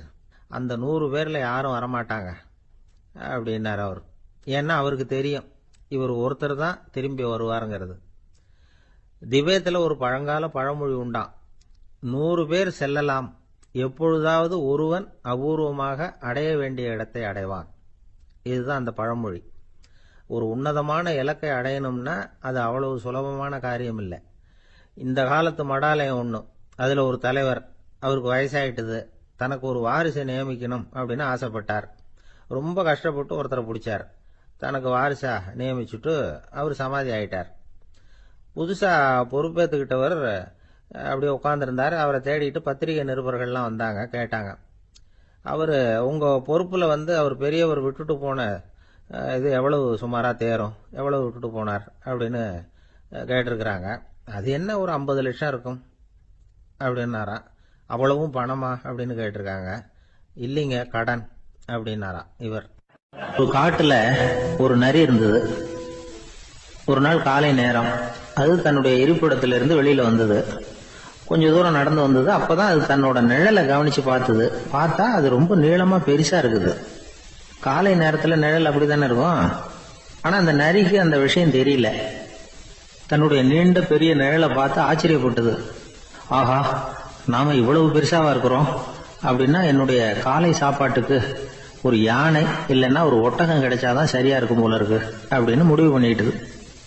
உடனே ஒரு யானை அல்லது ஒட்டகத்தை தேடி அலைஞ்சது, எங்க கிடைக்கும்னு. கிடைக்கவே இல்லை. மத்தியானம் 12 மணி ஆயிட்டுது. பசியோடு அலையுது. இப்ப தன்னோட நிழலை பார்த்தது. அது மத்தியான நிழல் எப்படி இருக்கும், அது ரொம்பவும் குறுகி போய் தெரிஞ்சது. உடனே அந்த நரி என்ன நினைச்சுக்கிட்டு தான் தெரியுமா, காலை ஆகாரம் சாப்பிடாததுனால நம்ம உடம்பு இப்படி அழிச்சு போட்டுதே அப்படின்னு நினைச்சுக்கிட்டு தான். கொஞ்ச நேரம் கழிச்சு மறுபடியும் தன்னுடைய நிழலை பார்க்குது. அது இன்னமும் குறுகி போய் காலடியிலேயே வந்துட்டுது. அதுக்கு பயமா போயிடுது. ஐயோ, இன்னும் கொஞ்ச நேரத்துல நாம இறந்துருவோம் போல இருக்க, இப்ப என்ன செய்யறது? இந்த சமயத்துல ஒரு எறும்பு கிடைச்சா கூட போதும், அதை நம்ம காலை ஆகாரமா நினைச்சு சாப்பிட்டு விடலாமே அப்படின்னு நினைச்சுதான். நம்முடைய நிழல் கூட நம்மள மாதிரியே தான் அடிக்கடி மாறிக்கிட்டே தான் இருக்குது. அது எப்பவும் ஒரே மாதிரி இருக்கிறது இல்ல. மனிதனுக்கு ஏற்படுகிற தன்முனைப்பு இருக்கு பாருங்க, ஈகோ, அது கூட ஒரு நிழல் மாதிரி தானா. அப்படி நினைக்க ஆரம்பிச்சுட்டா அதனால ஏதும் பிரச்சனை வராதான். தன்முனைப்பை நிழல் போலவே ஏற்றுக்கொள்ளுங்கள் அப்படிங்கிறது பெரியவங்க கருத்து. ஒரு காரியத்தை வெற்றிகரமா நல்ல விதமா செஞ்சு முடிக்கிறோம்னு வச்சுக்கோங்க, அந்த சமயத்துல ஒரு வித நுட்பமான தற்பெருமை நமக்குள்ள உண்டாகுது. இது இயற்கையானது, அதனால இது மேல பற்று வைக்கக்கூடாது. அப்படி வைக்க ஆரம்பிச்சுட்டா அந்த தற்பெருமை ஒரு நிரந்தர விருந்தாளியா நம்ம கிட்ட தங்கிக்கும். நம்ம நிழல் எப்படின்னு பாருங்க, நாம நடக்கும் பொழுது நம்ம பின்னாடியே வரும். தன்முனைப்பையும் அப்படியே நினைச்சுக்குங்க. நிழல் யாருக்கும் எந்த பிரச்சனையையும் உண்டாக்குறது இல்லை. ஆனா அந்த நிழலை கண்டே நாம பயப்பட ஆரம்பிச்சுட்டா நாம எதுலயும் வெற்றி காண முடியாது. நிழலோட சண்டை போடக்கூடாது. அது மாதிரி தன்முனைப்போடவும் நாம சண்டை போட வேண்டியதில்லை. இல்லாத ஒன்றோடு சண்டை போடுறது எப்படின்னா, அது இருட்டோட சண்டை போடுறது மாதிரி. நாம நிழல் கிடையாது, நம்ம கிட்ட இருக்கிற தன்முனைப்பு ஒரு நிழல். நம்ம நிழலையும் நமக்கு சமமா பாக்குறோம் பாருங்க, அங்கதான் சிக்கலே ஆரம்பம். இப்போ நாம நடந்து போயிட்டு இருக்கிறோம், நம்ம நிழல் தரையில விழுது. யாரோ ஒருத்தர் நம்ம நிழல் மேல காலை வச்சு நடந்து போறார். உடனே அவர்கிட்ட சண்டைக்கா போறோம், ஏண்டா என் நிழலை மிதிச்ச அப்படின்னு. நமக்கு தெரியும் அது நிழல் தாங்கிறது. அவர் உங்க மேல நடக்கல, உங்களுடைய நிழல் மேலதான் நடக்கிறார். அது மாதிரி உங்க தன்முனைப்பின் மேல யாராவது நடந்தா உங்களை அவமானப்படுத்துறதா நினைக்கிறீங்க. காரணம், நாமளும் நம்ம தன்முனைப்பும் ஒண்ணுங்கிற நினைப்பு தான் காரணம், மற்றபடி வேற ஒண்ணும் கிடையாது. நம்ம நிழல் மேல நடக்கிறவர் நம்மளை காயப்படுத்துறது இல்ல. தன்முனைப்பை வேண்டாத ஒன்னாவும் பார்க்க வேண்டியதில்லை. அது இயற்கை. நிழலை உங்க முன்னாடி வைக்க வேணாம், அது உங்க பின்னாடியே இருக்கட்டும். நிழலின் நிழலாகி விடாதீர்கள், நீங்கள் நீங்களாகவே இருங்கள். இதுதான் சான்றோர் சிந்தனை. ஒரு பேருந்துல ஒரே நெரிசல். ஒருத்தர் பக்கத்துல நின்றுகிட்டு இருந்தவர்கிட்ட ரொம்ப பணிவா விசாரிச்சார், ஏன் சார் நீங்க ஏதாவது பெரிய உத்தியோகத்துல இருக்கிறீங்களா அப்படின்னார். அப்படிலாம் ஒண்ணும் இல்லைங்கன்னார் அவரு. அப்படின்னா வேற ஏதாவது அரசியல்ல பெரிய பதவியில் இருக்கிறீங்களா அப்படின்னு கேட்டார். அதுவும் இல்லைங்கன்னார். சரி, பணமாவது அதிகமா வச்சிருக்கீங்களா அப்படின்னு கேட்டார். அப்படிலாம் ஒன்றும் கிடையாது சார்னார் அவரு. அப்புறம் எதுக்குடா என் காலை மிதிச்சுக்கிட்டு இருக்கிற, இடரா காலை அப்படின்னாராம். ஒரு ஆள் இருந்தான், நிறைய பணம் சம்பாதிச்சான், ஆனா செலவு பண்ண மனசு வரல, கருமி. அவன் என்ன பண்ணா, சேர்த்த பணம் பூராவையும் ஒரு மரத்தடியில புதைச்சு வச்சிருந்தான். வாரத்துக்கு ஒரு தடவை அந்த மரத்தடிக்கு வருவான், புதைச்ச இடத்த அவளோட பாத்துக்கிட்டு இருப்பான், அதுக்கப்புறம் போயிடுவான். அவ்வளவுதான். ஒரு நாள் ஒரு திருடன் வந்தான், இவன் புதைச்சு வச்சிருந்ததெல்லாம் எடுத்துட்டு போட்டான். இது தெரிஞ்சு போச்சு. அந்த கருமி புலம்ப ஆரம்பிச்சுட்டான். இவன் புலம்பல கேட்டதும் அக்கம் பக்கத்துல இருந்தவங்க எல்லாம் ஓடி வந்தாங்க. என்ன விஷயம்னு விசாரிச்சாங்க. இவன் சொன்னான். ஒரு பெரியவர் கேட்டார், ஏப்பா வாரம் இந்த இடத்த பாக்குறதாக சொன்னியே, எப்பவாவது இதுல இருக்கிற பணத்தை எடுத்து செலவு பண்ணிருக்கியா அப்படின்னு கேட்டார்.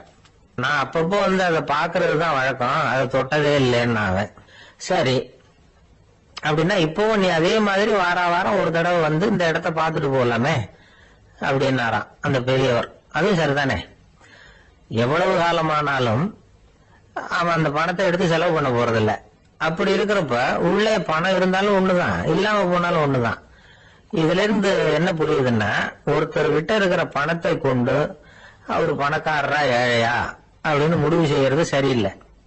அந்த செல்வத்தை அனுபவிக்கிற திறன், பயன்படுத்துற திறன், அதை வச்சுதான் அவர் ஏழையா பணக்காரரா அப்படிங்கறத நிர்ணயம் பண்ணணும். அதுதான் சரி. செலவு பண்ண தெரியாதவன் சேகரம் பண்ணிட்டே இருக்கிறதுனால என்ன பிரயோஜனம்? தலைமுடியே இல்லாதவன் தாராளமா சீப்புகளை வாங்கி சேகரம் பண்றது மாதிரி தானே இது. சில சமயம் செலவு பண்ண நாம தயாரா இருந்தா கூட அந்த செல்வம் நமக்கு பயன்படுறது இல்ல. அரேபியாவில் ஒரு நகை வியாபாரி விலை உயர்ந்த முத்துக்களை எல்லாம் அவர் வச்சு வியாபாரம் பண்ணிட்டு இருந்தார். அவர் ஒரு சமயம் ஒரு பாலைவனம் வழியா போயிட்டு இருக்கிறார் ஒட்டகத்துல. அப்போ திடீர்னு கடுமையான புயல் வீச ஆரம்பிச்சுட்டு திசை தவறி இவர் எங்கேயோ வந்துட்டார். கூட வந்தவங்களையும் காணல, எங்க போனாங்களும் தெரியல. இவர் ரொம்ப பயந்து போய் அங்கேயும் இங்கேயுமா அலைஞ்சு திரியிறார். வழியே தெரியல, பசி கடுமையாயிட்டுது. ஒட்டகத்து முதுகுல ஒரு மூட்டை இருந்தது, அதை பிரிச்சு பார்த்தார். உள்ள ஏதாவது இருக்கான்னு தேடி பாக்குறார். அது வரைக்கும் கண்ணுல தட்டுப்படாத அபூர்வமான ஒரு பை கண்ணுல போட்டது. ஆஹா, அதுல ஏதாவது சாப்பிடறதுக்கு இருக்கும் அப்படின்னு நினைச்சு ஆவலா அதை பிரிச்சு பாக்குறார். அந்த பையில விலை உயர்ந்த முத்துக்கள் நிறைய இருந்ததாம். அப்பதான் அவர் நினைச்சாராம், விலை உயர்ந்த முத்துக்கள் கூட சாப்பிடுறதுக்கு உணவாக முடியாது அப்படிங்கறத புரிஞ்சுக்கிட்டாராம். எந்த நேரத்துல எது நமக்கு தேவையோ அது நமக்கு தாராளமா கிடைக்கணும். அப்படி அது கிடைக்கிறதுக்கு நம்ம கிட்ட இருக்கிற செல்வம் பயன்படணும். அது நமக்கும் பயன்படலாம், நம்ம மூலமா அடுத்தவங்களுக்கும் பயன்படலாம். அதுதான் செல்வத்தின் பயன். ஒரு மரத்தடியில ஒருத்தன் உட்கார்ந்து அழுதுகிட்டு இருந்தான். அந்த பக்கமா வந்த இன்னொருத்தன் ஏப்பா அழுதுகிட்டு இருக்கிறேன்னு கேட்டான். இந்த இடத்துலதான் பூமிக்கு அடியில பணம் இருக்குது, புதைச்ச இடம் தெரியல, அதான் அழறேன் அப்படின்னா. நல்லா ஞாபகப்படுத்தி பாரு, எந்த இடத்துல புதைச்ச அப்படின்னு கேட்டான் இவன். அது எப்படி எனக்கு தெரியும், புதைச்சு வச்சிருக்கிறவன் நான் இல்லையே, எங்க எழுத்து விட்டுக்காரன் அப்படின்னு இவன். ஒரு பெரியவர்கிட்ட பேசிக்கிட்டு இருந்தேன். அவரு என்கிட்ட ஒரு கேள்வி கேட்டார். திருடர்கள் எத்தனை வகை தெரியுமா உனக்கு அப்படின்னார். இதுதான் அவர் கேட்ட கேள்வி. எதுக்காக என்ன பார்த்து அந்த கேள்வி கேட்டாரு தெரியல. இருந்தாலும் நான் அவருக்கு பதில் சொன்னேன். திருடர்கள்ல எத்தனையோ வகை உண்டுங்க. கார் திருடன், சைக்கிள் திருடன், முகமூடி திருடன், எப்படி சொல்லிட்டு போலாம். இருந்தாலும் என்னுடைய சிற்றறிவுக்கு எட்டின வரையில திருடர்களை 2 வகையா பிரிக்கலாம் அப்படின்னு நினைக்கிறேன். ஒன்னு ராத்திரியில திருடுற திருடன், இன்னொருத்தன் பகல்ல திருடுற திருடன். அதாவது பகல் திருடன், ராத்திரி திருடன் அப்படின்னு பெரியவர் சிரிச்சார். என்ன சிரிக்கிறீங்களா? என்ன கள்வர்கள் 4 வகை அப்படின்னு ஆரம்பிச்சார். எப்படின்னு கேட்டேன். சாப்பாட்டுக்கு இல்லாம திருடுறாங்க பாருங்க, அது ஒரு வகையாம். சாப்பாட்டுக்கு இருந்தும் திருடுறாங்க பாருங்க, அது ஒரு வகையாம். இதை தவிர இன்னும் ஒரு 2 வகை திருட்டு உண்டு. அது என்னன்னா, ஆண்டவன் கிட்ட இருந்து நாம திருடுற திருட்டு, இன்னொன்னு என்னன்னா நம்ம கிட்ட இருந்து ஆண்டவன் திருடுற திருட்டு அப்படின்னார். எனக்கு ஒண்ணும் புரியல. என்ன சார் இது, ஆண்டவனையே வந்து திருடன்னு சொல்றீங்களே அப்படின்னு ஆச்சரியமா. ஆமாங்க, ஆண்டவனை வந்து கள்வன்னு சொல்றது இல்லையா? காஞ்சிபுரத்துக்கு பக்கத்துல திருக்கார்வனம் அப்படின்னு ஒரு ஊர் இருக்கு. அங்க உள்ள பெருமாளுக்கு வந்து கள்வர்னு தான் பேரு. அது மட்டும் இல்ல, திருமங்கையாழ்வார் தம்முடைய திரு நெடுந்தாண்டகத்துல கார்வனத்துள்ளாய் கல்வா அப்படின்னு தான் அழைக்கிறார் அப்படின்னு நிறைய உதாரணம்லாம் சொல்ல ஆரம்பிச்சார். அதுக்கப்புறம் அவர்கிட்ட பேசி நான் புரிஞ்சுக்கிட்ட விவரங்களை தான் இப்போ உங்ககிட்ட சொல்ல போறது. அதாவது அவர் சொன்ன முதல் வகை திருடர்கள் வந்து சாப்பாட்டுக்கு இல்லாம திருடுறவங்க. இவங்களை வந்து திருத்தி விடலாம். சாப்பாட்டுக்கு இருந்தும் பணம் சேர்க்கணுங்கிற ஆசையால பொய் கணக்கெல்லாம் எழுதுறாங்க பாருங்க, அவங்க தான் 2வது வகை. 3வது வகை திருட்டு தான் மிகப்பெரிய திருட்டு. இறைவனுக்கு சொந்தமானதை நம்முடையதுன்னு நினைக்கிற திருட்டு. எது இறைவனுக்கு சொந்தமானது அப்படின்னா ஆத்மா. பகவானுக்கு சொந்தமான ஆத்மாவை நம்முடையதுன்னு நினைக்கிறது தான் அந்த மாபெரும் திருட்டு. இதுக்கு பேரு தான் ஆத்மாபகாரமா. சரி, இதுக்கு பரிகாரம் என்ன? எல்லாம் இறைவனுடையது, நமக்கு ஒண்ணும் இல்ல அப்படின்னு நினைக்கிறது தான் இதுக்கு பரிகாரம். இதெல்லாம் இருக்கட்டும். 4வது திருட்டு ஒண்ணு சொன்னோம்ல, ஆண்டவன் நம்ம கிட்ட இருந்து திருடுறது. அது எப்படி? ஆண்டவனை வந்து கள்வன்னு சொல்றாங்க, அது சரி. அவர் என்னத்தை திருடினார்? இப்போ இன்னொருத்தருக்கு சொந்தமான ஒன்னை எடுத்து வச்சுக்கிறது தான் கள்ளத்தனம். ஆனா ஆண்டவன் எடுத்துக்கிட்டோம்னா இருக்கிறது எல்லாமே அவனுக்கு சொந்தம். அப்படி இருக்கிறப்போ அவரை எப்படி கள்வன்னு சொல்றது? இது என்ன புரியாம இருக்குது அப்படின்னு சொல்லி பார்த்தா அதுக்கும் விளக்கம் சொல்றாங்க அவங்க. அதாவது ஆண்டவனுக்கு வந்து உருவமே கிடையாது, அருவமா இருக்கிறவன், அதாவது உருவம் இல்லாம இருக்கிறவன். அப்படி உள்ள பகவான் வந்து நம்மள மாதிரி உருவத்துல இருக்கிறான். நம்மள மாதிரியே கைய கால மூக்கெல்லாம் இருக்குது ஆண்டவனுக்கு. இந்த உருவம் நம்ம கிட்ட இருந்து திருடினது தானே. அவன் வந்து தன்னுடைய உண்மையான திருமையை வந்து நமக்கு காட்டாம, அதாவது தரிசனம் கொடுக்காம இருக்கிறது கள்ளத்தனம் தானே. அதனாலதான் இதுவும் ஒரு பெரிய திருட்டு, இருக்கிறதுலயே மிகப்பெரிய திருட்டு அப்படிங்கிறார். என்கிட்ட இருந்த பேசிட்டு இருந்தாரு, இந்த விஷயம்லாம் சொல்லிட்டு இருந்தாரு இந்த பெரியவர். அதாவது திருட்டை வந்து ஆன்மீக நோகத்துல அவர் பாக்குறார். நம்ம பார்வையில இதை விட அபூர்வமான திருட்டுலாம் இங்க உண்டு, அபூர்வமான திருடர்களும் உண்டு. ஒரு திருடன் சிறையிலிருந்து விடுதலையாகி வெளியில போனான். கொஞ்ச நாள்ல மறுபடியும் திரும்பி ஜெயிலுக்கு வந்துட்டான். அப்போ சிறை அதிகாரி அவனுக்கு வந்து அறிவுரை சொன்னாராம். ஏன்பா இப்படி அடிக்கடி தப்பு பண்ணிவிட்டு ஜெயிலுக்கு வந்துடுறியே, உனக்கு சொந்த பந்தம் எதுவும் இல்லையா? உனக்கு அப்பா, அண்ணன், தம்பிகள் அவங்க கூட எல்லாம் சேர்ந்து வாழணுங்கிற ஆசை இல்லையா அப்படின்னு கேட்டிருக்காரு. அவங்களோட சேர்ந்து வாழணுங்கிற ஆசை எனக்கு நிறைய உண்டுங்க சார் அப்படின்னு அவன். அப்புறம் எதுக்கு இப்படி ஜெயிலுக்கு வந்துடுற அப்படின்னாரான் அவரு. அவங்க எல்லாருமே இங்கதானே சார் இருக்காங்க அப்படின்னு அவன். ஒரு நண்பர் வந்தார், ரொம்பவும் இறுக்கமா உடை அணிஞ்சிருந்தார். அதாவது ஆடைக்குள்ள அவர் மாட்டிக்கிட்டு இருந்தது மாதிரி தெரிஞ்சது. ஏன் துணி குறைச்சலா எடுத்துட்டீங்களா அப்படின்னு கேட்டோம். இல்லைங்க, எனக்கு எப்பவுமே இறுக்கமா உடை அணியறது தான் பிடிக்கும் அப்படின்னாரு.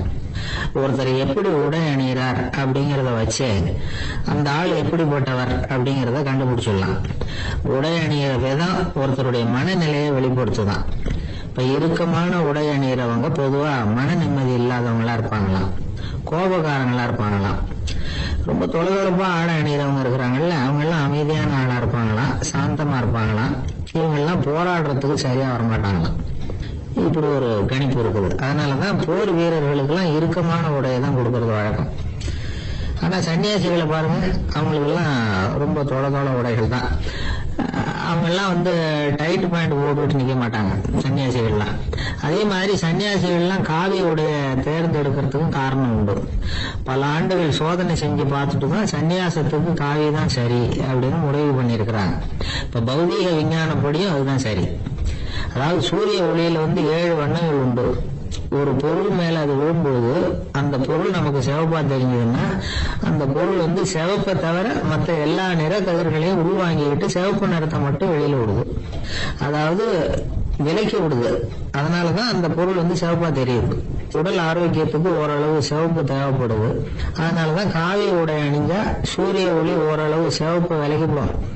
அதாவது சிவப்பின் பலனும் கிடைக்கும், இந்த சிவப்பின் கெடுதல் இல்லை அப்படின்னு யோசனை பண்ணாங்க. காவி வந்து உதய வேளையின் நிறம். கீழ் வானத்துல கதிர் உதிக்கிற வேளையில முதல் ஒளி தோன்றுகிற நேரத்துல காவி நிறம் தான் கசி. தியானம் செய்யறப்ப முதல்ல காணக்கூடிய ஒளி காவி நிறம் தான். தியானத்தின் உச்ச நிலையின் நிறம் நீலம். தியானம் வந்து காவி நிறத்துல ஆரம்பமாகி நீல நிறத்துல நிறைவடைகிறது அப்படிங்கிறார் ஓஷோ.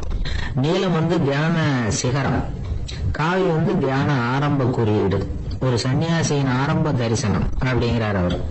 ஒருத்தர் நாள் பூரா காவி உடைய அணிஞ்சிருந்தா அந்த நிறம் வந்து அவருக்கு வந்து தியானத்தை பற்றிய நினைவை வந்து ஊட்டிக்கிட்டே இருக்கும். இப்படியே வந்து ஆடைக்கும் தியானத்துக்கும் இடையில ஒரு தொடர் ஏற்படுது. ஒரு துறவியின் உள்ளார்ந்த பண்பா அது மாறுது. கடை வீதியில ஒரு பொருள் வாங்க போறோம், அது மறந்துடக்கூடாதுங்கிறதுக்காக ஞாபகம் முடிச்சு போட்டுக்கிறோம். அந்த முடிச்சுக்கும் பொருளுக்கும் தொடர்பு இல்லை. ஆனா கடை வீதிக்கு போன உடனே அந்த முடிச்சு வந்து அந்த பொருளை ஞாபகப்படுத்துது. அதாவது அந்த முடிச்சு வந்து ஒரு தொடர்பு அம்சமா அமையுது. அது மாதிரிதான் காவி உடையும். ஒரு துறவி வந்து நடக்கும்போது, சாப்பிடும்போது, குளிக்கும்போது அவருடைய காவி உடை அவருக்கு வந்து ஞாபகப்படுத்திக்கிட்டே இருக்கும். அது ஒரு நிலைப்படுத்தப்பட்ட நினைவாக ஞாபகம் முடிச்சாக மாறிடுது. காவி ஆடை இல்லைன்னா ஒருத்தரால துறவியாக முடியாதுன்னு அர்த்தம் இல்லை. அதே நேரத்துல காவி ஆடையால ஒன்னும் பிரயோஜனம் இல்லை, அதுல ஒன்னும் அர்த்தம் இல்லை அப்படின்னு சொல்லிட முடியாது. இதுதான் உண்மை. இவ்வளவு தூரம் காவி ஆடையை பத்தி சொல்றதுனால எல்லாரும் சன்னியாசியா போடுவோம் அப்படின்னு நாம சொல்றதாக யாரும் நினைச்சிடக்கூடாது. மனசுக்கும் நிறத்துக்கும் உள்ள சம்பந்தத்தை தெரிஞ்சுக்கிறதுக்காக தான் இவ்வளவு. நமக்கு தெரிஞ்ச நண்பர் ஒருத்தர் இருக்கிறார், ஆபீஸ்ல வேலை பார்க்கிறவர். ஒவ்வொரு மாசமும் 20ஆம் தேதிக்கு பிறகு அவர் போய் பாத்தீங்கன்னா காவி உடை அணிஞ்சுக்கிட்டு, கண்ணை மூடிக்கிட்டு, கை ரெண்டையும் விரிச்சு வச்சுக்கிட்டு தியானத்திலேயே உட்காந்துருப்பாரு. ஏன் இப்படி பண்றீங்கன்னு கேட்டேன். அதாவது 20ஆம் தேதிக்கு பிறகு என் கையில ஒரு பைசா கூட கிடையாது, ஒரு சன்னியாசி லெவல்ல இருக்கிறேன், என்கிட்ட எதுவும் செலவுக்கு கேட்காத அப்படின்னு என் மனைவிக்கு நான் சூக்கா உணர்த்துறதுக்காக அப்படி உட்காந்துருப்பேன் அப்படின்னு விளக்கம் கொடுக்கிறார் அவர். ஒரு சிகை அலங்கார கூடம், ரொம்ப சுறுசுறுப்பா எல்லாரும் வேலை செஞ்சிட்டு இருக்கிறாங்க. முடிவெட்டிக்க வந்திருக்கிறவங்க நிறைய பேர், எல்லாரும் வரிசையா உட்காந்துருக்கிறாங்க. அந்த சமயத்துல திடீர்னு கதவை திறந்துகிட்டு ஒருத்தர் உள்ள வர்றாரு. அவரு ஒரு பெரிய மனிதர், அவரும் முடிவெட்டிக்கிறதுக்காக தான் உள்ள வந்திருக்கிறாரு. அவரை பார்த்த உடனே எங்க வரிசையில உட்காந்துருந்தவங்க எல்லாரும் எழுந்திரிச்சு அவர்கிட்ட வந்துட்டாங்க. அவரை சுத்தி நின்றுட்டாங்க. எப்படி இருக்கிறீங்க, நல்லா இருக்கீங்களா அப்படின்னு விசாரிக்க ஆரம்பிச்சுட்டாங்க. எல்லாம் முடிஞ்சதும் வந்தவர் கேட்டாரு, வரிசையில கடைசியா இருக்கிறவர் யார் அப்படின்னு கேட்டாரு. ஏன்னு கேட்டாங்க. நான் அதுக்கு அடுத்தபடியா உட்காரணும், அதுக்காக தான் கேட்கிறேன் அப்படின்னாரு. உடனே அங்க இருந்தவங்க எல்லாம் என்ன சொன்னாங்க தெரியுமா, நீங்க வந்து வரிசையில காத்திருக்க கூடாது, நீங்க அரசாங்கத்தின் தலைவர், உங்களுக்கு நேரம் முக்கியம், அதனால நீங்க முன்னாடி போங்க அப்படின்னு சொன்னாங்க. ஆனா அதை அவர் கேட்கல. தோழர்களே, உங்களுடைய கருத்துக்கு ரொம்ப நன்றி, எல்லாரும் வரிசையா தான் வரணும், அதுதான் முறை, வரிசையில வரணுங்கிற நடைமுறையை நானும் பின்பற்ற விரும்புறேன், நாம எல்லாரும் சமமானவர்கள் அப்படின்னார். இப்படி சொல்லிவிட்டு வரிசையில கடைசியா இருந்த ஒரு நாற்காலியில போய் உட்கார்ந்துகிட்டார். தன் சட்டைப்பையில இருந்த ஒரு செய்தித்தாளை எடுத்தார், படிக்க ஆரம்பிச்சுட்டார். ஆனா அங்க இருந்தவங்களால இதை வந்து பாத்துக்கிட்டு சும்மா இருக்க முடியல. ஒருத்தர் எழுந்திரிச்சு வந்தார். ஐயா, இப்ப என்னுடைய முறை வந்திருக்குது, நான் தான் போக வேண்டிய முறை, உங்களை இங்க காத்திருக்க வைக்கிறத விட ஒரு 5 ஆண்டுகளுக்கு கூட நான் வந்து முடிவெட்டிக்காம இருந்துட முடியும் அப்படின்னார். அவர் மறுபடியும் சொன்னார், ஐயா, நீங்க வந்து வரிசை முறையை தாண்டி போக விருப்பப்படல, சரி, ஆனா என்னுடைய முறையை வந்து மாத்தி கொடுக்கறதுக்கு எனக்கு வந்து முழு உரிமை இருக்குது, இதுக்கு பதிலா உங்களுடைய கடைசி இடத்தை நான் எடுத்துக்கிறேன், இதை நீங்க மறுக்க முடியாதுன்னார். அங்க இருந்த மத்தவங்களும் இதை ஒரு மனசா வற்புறுத்த ஆரம்பிச்சுட்டாங்க. அந்த பெரிய மனிதர் பார்த்தார், சரின்னு கடைசியா ஒத்துக்கிட்டார். அவர் யார் தெரியுமா, அவர் தான் மாவீரர் லெனின். ரஷ்யாவில கிரெம்ளின் சிகை அலங்கார கூடத்துலதான் இது நடந்தது. எல்லாரும் இந்நாட்டு மன்னர்கள்னு வாயளவுல பேசுறதுல என்ன பிரயோஜனம், நாம எல்லாரும் சமங்கிறது நடைமுறையில கடைபிடிச்சு காட்டினவங்க கொஞ்சம் பேர் தான். அவங்கள ஒருத்தர் தான் லெனின். வரிசையில நின்று வர்றதுங்கிறது ஒரு சிறந்த பண்பு, உயர்ந்த பண்பு. இன்னைக்கு பல இடங்கள்ல அது நமக்கு தேவைப்படுது. ஒரு ரேஷன் கடைவாசல் கடை திறக்கிறதுக்கு முன்னாடியே எல்லாரும் வந்து வரிசையில நின்றுட்டாங்க.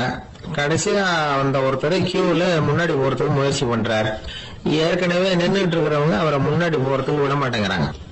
கடைசியா போய் நில்லையா அப்படின்னு எல்லாரும் கத்துறாங்க. அது அவர் காதுல வாங்கல. முண்டி அடிச்சுட்டு முன்னாடி போறதுக்கே முயற்சி பண்ணிட்டு இருக்கிறார். எல்லாரும் சேர்ந்து அவரை வலுக்கட்டாயமா இழுத்து கொண்டாந்து பின்னாடி கொண்டு போய் நிறுத்திவிட்டாங்க. நிறுத்திவிட்டு சொன்னாங்க, "இத பாருப்பா, நாங்க இருக்கிற வரைக்கும் நீங்க முன்னாடி போய் எதையும் வாங்க முடியாது, தெரிஞ்சுக்கோ" அப்படின்னாங்க. இப்போ அந்த ஆளு சொன்னாராம், "நான் இங்க